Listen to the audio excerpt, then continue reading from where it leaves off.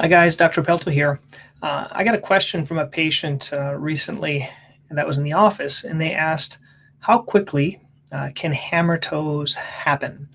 And this is their question. They wanted to know about hammertoes because they had them, and when they came in the office previously, we treated them, and they wanted to kind of see how quickly and how this could happen and how this could affect them potentially. So I want to go over a little bit about hammertoes with you today. So let's look at hammertoes. I want to show you an example of this patient. They originally came in 2017, and I want to show you, if you look here, you see how these toes are straight, and the way you can tell they're straight is because you can see there's three bones, this bone, this bone, and this bone, okay?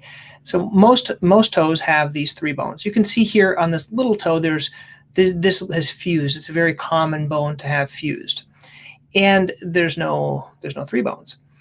And what happened is from 2017 to 2021, this patient developed significant hammertoes. They also had some other issues going on as well, neurologically. But this isn't very typical to see them happen so quick.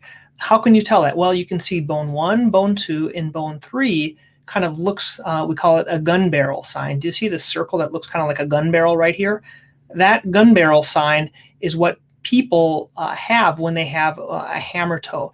And there's different types of hammertoes. There's hammertoes that can affect different parts. So let me explain that a little bit for you here, okay?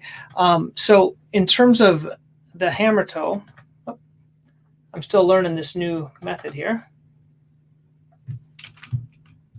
Okay, so in terms of hammertoes, there are hammertoes that can happen at this knuckle, which is the first knuckle.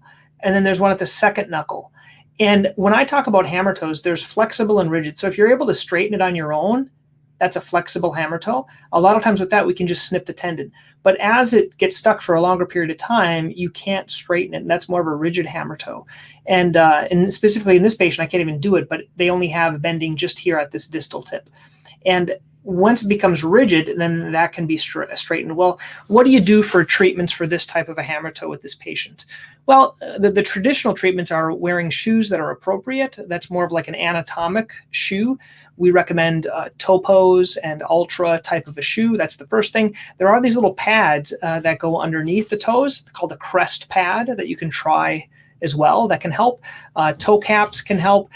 Something else called correctos. Those are actually toe things that go on all the toes, and they help straighten out the toes. They can help to prevent them. They don't really make them go away. Ultimately, what this patient probably will need, if these are painful and the shoes aren't helpful, would be to straighten out the toes or a hammertoe correction. What's involved in that surgery? Let me just show you here. What we do basically is we would take the bone from these two edges right here out, and then we would put a pin down to keep the toes straight. And that's called an arthrodesis, where we would straighten the toes. And then we would do to all the toes that way. And that would help this patient out.